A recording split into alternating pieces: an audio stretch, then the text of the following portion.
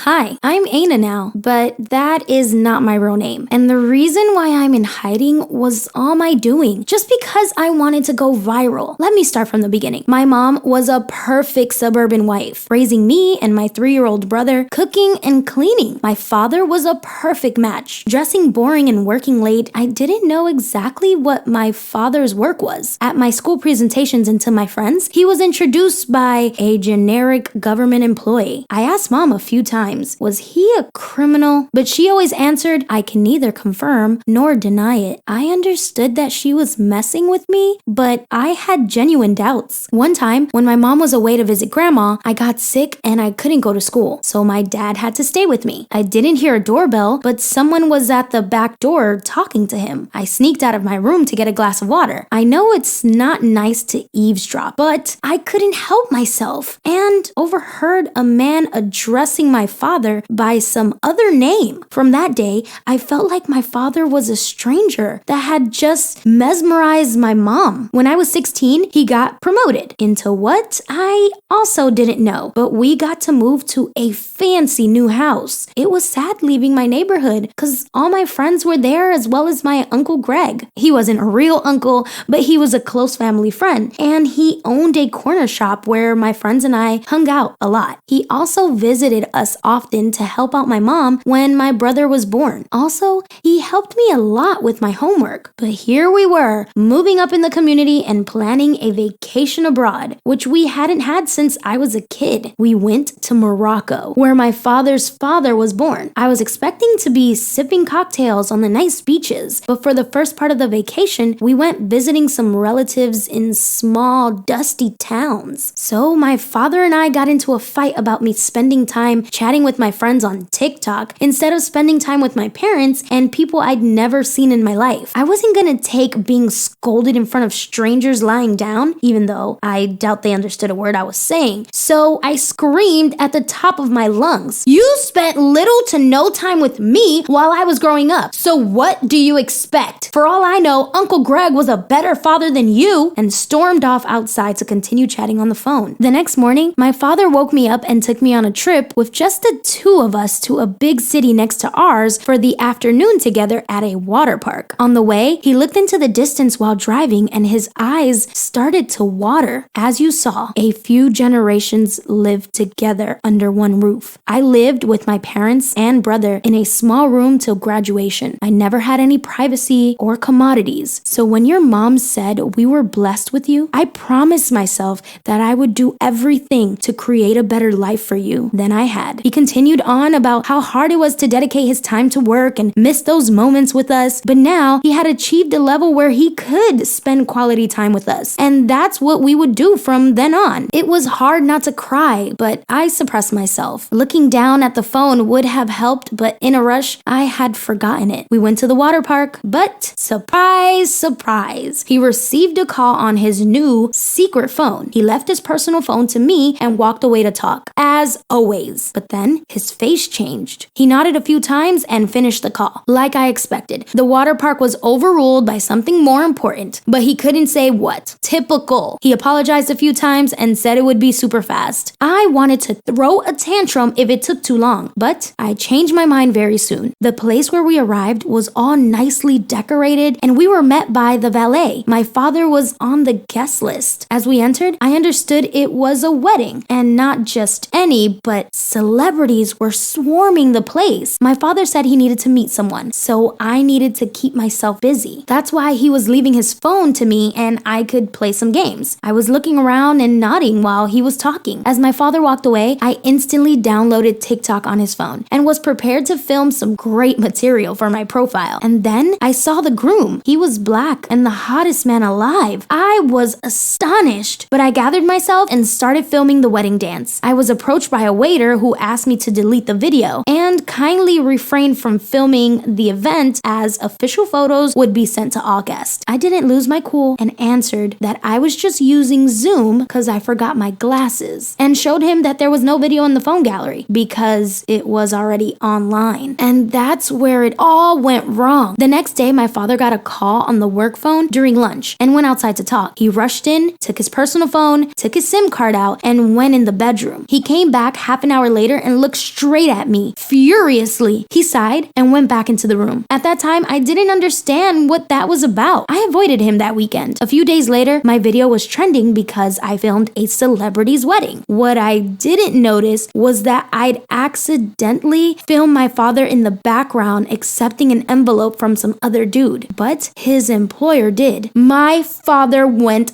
ballistic. He said that I needed to give him the password to my TikTok profile immediately. I never seen him that angry, so I didn't even protest. After the call with his employer, he came back, apologized for his behavior, and explained to me that his phone was exposed via a backdoor app for collecting information. The app? TikTok. Of course, he deduced that it was me who had installed it, so he had to report it. The very same hour, my videos were deleted and the account closed. There goes my 15 minutes of fame. But what happened next was way worse, and it happened so fast. The vacation was cut short. My father was called in by work. A few days later, my father gathered us in the living room and announced that he'd lost his job, which meant no more fancy living. But also, he and our family could become a target for retaliation. So he had an option to get secret identities. My mom shook her head. I was astonished. I didn't understand who my father was and what the hell he did for work. He sat me down and said I could ask anything because that was the least he owed me. I just asked whether I had made him lose his job. He explained that a valuable asset had been exposed because of the video, and my father broke protocol, bringing me on a covert mission. He calmed me by telling me it was his fault and not mine. And now my father's only concern was the family's safety. But I guess my mom envisioned her life differently, and this was the tipping point. She declared that she wouldn't be changing her surname to go under protection, but she was changing her surname to become Uncle Greg's wife. Turns out that my brother is only a half brother to me. That was definitely a TMI moment for me. The next few weeks, it was like I was in a trance, still unable to believe what had happened. My father kept saying that everything would be fine, and the only thing I needed to do was to think about what I wanted. Even though he had said it a million times, I still felt responsible for splitting up my family, so I stayed with my father. We changed our names. Now I help him run a little grocery store. I don't spend much time on social media now because I like hanging out with my father. I learned to value our privacy. The only secrets not worth keeping are between family. My father has so many interesting stories to tell. And finally, I am truly able to see his dedication to me, our family, and the country. After all, I also served as a spy for a day.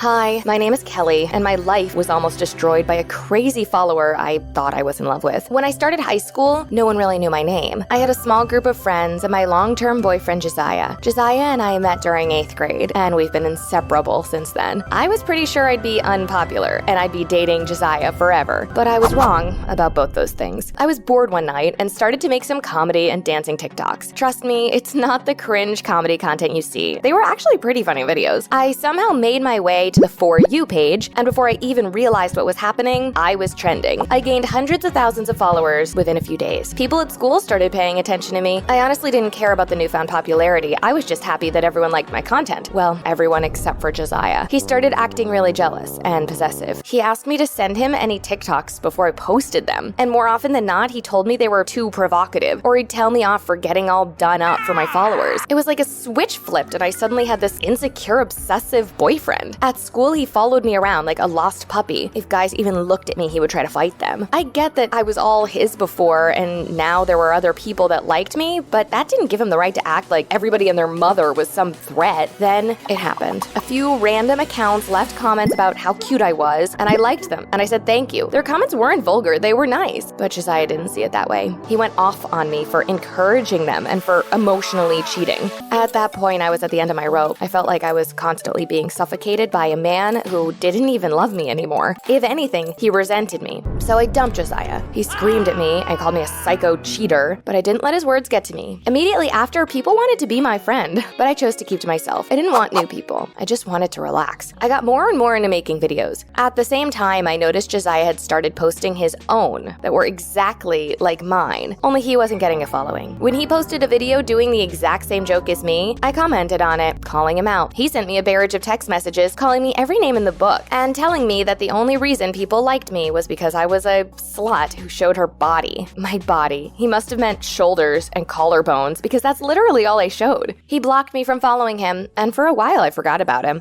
Around that time, there was a guy commenting on my videos that was super sweet. His name was Marco, and his messages were some of the nicest I received. He didn't just call me pretty, he commented on how funny my jokes were and how intelligent I was. When I started streaming on Twitch to earn more money, Marco was one of my top supporters. He would send 20, 40, even $100 whenever he could. I always told him he didn't need to, but he told me I deserved it. He said he loved my content and wanted it to be as successful as it deserved to be. Soon, we were texting. He made me laugh, and even though I knew it was probably dumb and dangerous to be speaking to a fan, I felt like he got me. To prove I really liked him, I made him promise to stop sending me money over Twitch. He wasn't a fan anymore, after all. He was my friend. And soon, he was more. The first time we FaceTimed, I felt like my heart was going to explode in my chest. He was so handsome and funny and smart. He looked at me like there were hearts in his eyes, and for the first time in a while, I felt loved and valued. Soon, we were dating. He lived 2 towns over, but we started hanging out non-stop. My parents warned me that I shouldn't be dating a fan, but when they met him, they loved him. It was hard not to love him. At first, I was a little wary too. Sometimes when we hung out, he'd stare at me like I was his idol or something. He showered me in compliments almost daily, and he never let me get up to get my own water or food or anything. After I talked to him about how uncomfortable that made me, he started letting me do things on my own. A month or 2 in, I was sure I was in love with him. One day we sat down and talked about Josiah and what happened with him. I spilled everything. How he was an abusive psycho, how I had never cheated on him, how I wish I had broken up with him sooner. I said some mean things. Things that I had never been able to say before. Marco held me and told me that everything was okay. Then things started getting weird. Marco stayed over at my house for the first time. I woke up in the middle of the night and found him in the bathroom going through the medicine cabinet. He jumped when he saw me, but he explained he was just in there looking for aspirin. When I woke up in the morning, Marco was scrambling to put things into his bag and leave. I started to panic. Why was he leaving early in the morning? Had I said something wrong? When I asked, he told me his mom needed him home for some yard work. It made sense, so I didn't question it much. But later that day, I couldn't find a bunch of things. I was missing my diary, the labels of my prescription medication, and some of my clothes. I was so confused. For a minute, I tried to convince myself that I had just misplaced them, but I knew that wasn't true. I texted Marco to see if he had accidentally taken anything, and he told me he hadn't. He even offered to come over and help me look. I forgot about the missing items and went on with my life, but soon Marco and I started fighting, and it made no sense. It was like he suddenly had a 180 in character. He picked fights about absurd things. He would scream at me and try to get me upset. It was like he was constantly poking me with a stick.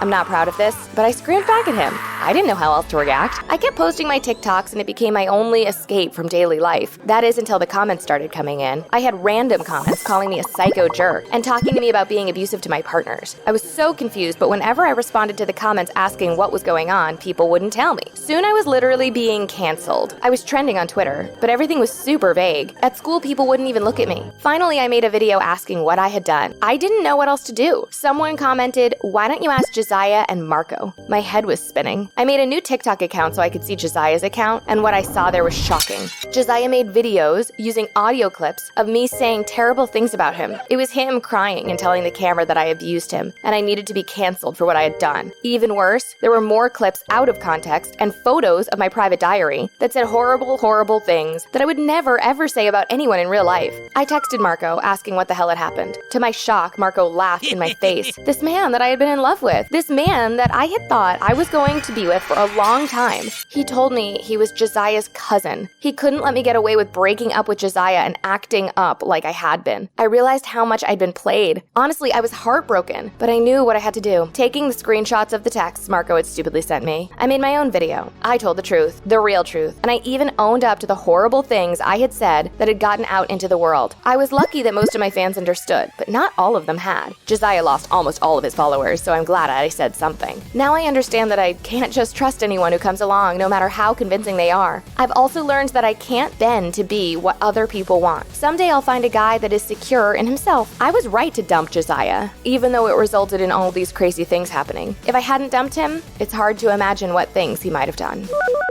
Hi, my name is Audrey. Although a lot of people knew me by my TikTok name, unfortunately, what I did on TikTok got me kicked out of school, made me lose my boyfriend, and made me lose myself. Growing up, I never imagined I'd have anyone looking at me. truthfully, I suffer from really bad social anxiety. Things like answering questions in class make me want to throw up. My hands shake, my head spins, and I feel like bolting out of the room. And don't even get me started on presentations or hanging out in big groups. Because of that, I've really struggled making friends. When I was younger, I got made fun of a lot because I was weird, which basically meant I would break out in a cold sweat if anyone so much as looked at me. Lucky for me, in high school, I met Lucas. Lucas was in my grade, and he was just as shy as I was. The minute we met, it was like sparks were flying. We quickly started dating, and for a while, I felt like a princess. Except Lucas had friends. He hung out with them a lot, and it made me feel a little empty because I didn't have anyone. I would sit on my phone for hours scrolling through TikTok, and sometimes that made it worse. I hated seeing groups of girlfriends hanging out, laughing, and doing skits together. Feeling especially bad one night, I decided to make a TikTok of my own. The TikTok was a little skit about my social anxiety and having no friends. I thought it was a little funny, so I put it up and went to bed. When I woke up in the morning, the first thing I saw was a ton of follow requests on Instagram. I panicked for a minute, thinking someone had made a mean meme of me or something, but I didn't see anything else. When I opened TikTok, my mouth fell to the floor. I'd gotten 1 million likes in just a few hours and 4 times as many views. There were thousands of comments from people, even popular TikTokers, telling me how funny I was and how they'd be my friend. I jumped up and down. I seriously couldn't believe that many people connected with me. I made another similar TikTok that morning, and it started taking off just as much. When I told Lucas, he laughed and thought it was impressive, but he was nowhere near as impressed as everyone else. Suddenly, the popular girls at school wanted me to sit with them. Some of them were begging to be in my next TikTok, and others tried to get me to be in theirs.